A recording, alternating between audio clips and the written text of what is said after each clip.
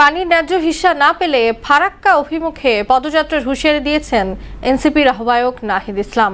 বলেন, সীমান্তে ভারতীয় আগ্রাসন আর মেনে নেওয়া হবে না। রাজশাহী বিভাগের বিভিন্ন জেলায় জুলাই পদযাত্রা কর্মসূচিতে অংশ নিয়ে এসব কথা বলেন নাহিদ।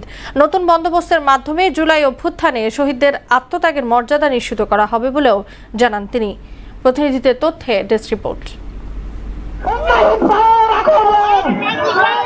জুলাই গণঅভ্যুত্থানের বর্ষপূর্তি উপলক্ষে সারা দেশে জুলাই পদযাত্রা কর্মসূচি পালন করছে জাতীয় নাগরিক পার্টি এনসিপি।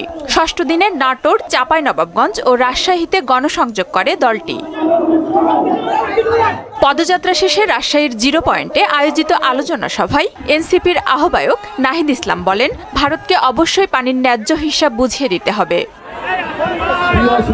এর আগে চাঁপাইনবাবগঞ্জে পদযাত্রা পরবর্তী সংক্ষিপ্ত আলোচনায় নাহিদ ইসলাম বলেন, সীমান্তে আগ্রাসন হলে কঠোর কর্মসূচি ঘোষণা করা হবে। সীমান্তে বিএসএফ আন্তর্জাতিক আইন লঙ্ঘন করে এখানে গ্রেনেড মারে, বিস্ফোরণ ঘটায়। আমরা কিন্তু এইসব আগ্রাসন আর মেনে নিব না।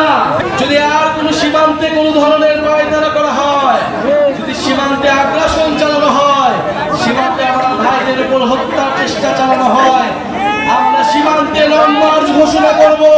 এ সময় নতুন বাংলাদেশ গড়ার অঙ্গীকার পুনর্ব্যক্ত করেন তিনি। আপনার সন্তানেরা শহীদ হয়েছে, আহত হয়েছে, দেশ সংস্কারের জন্য, নতুন বাংলাদেশের জন্য, সমৃদ্ধ বাংলাদেশের জন্য। সেই স্বপ্ন পূরণ করা আপনার আমার দায়িত্ব। দীর্ঘদিন ধরেই চাঁপাইনবাবগঞ্জ জেলা স্বাস্থ্য, শিক্ষা ও রেল যোগাযোগ উন্নয়ন বঞ্চিত থেকেছে বলে মন্তব্য করেন এনসিপি নেতারা। শহীদ মিনারে যার মুখ থেকে একটা প্রকাশিত হয়। আফরিন পপি, মোহনা সংবাদ।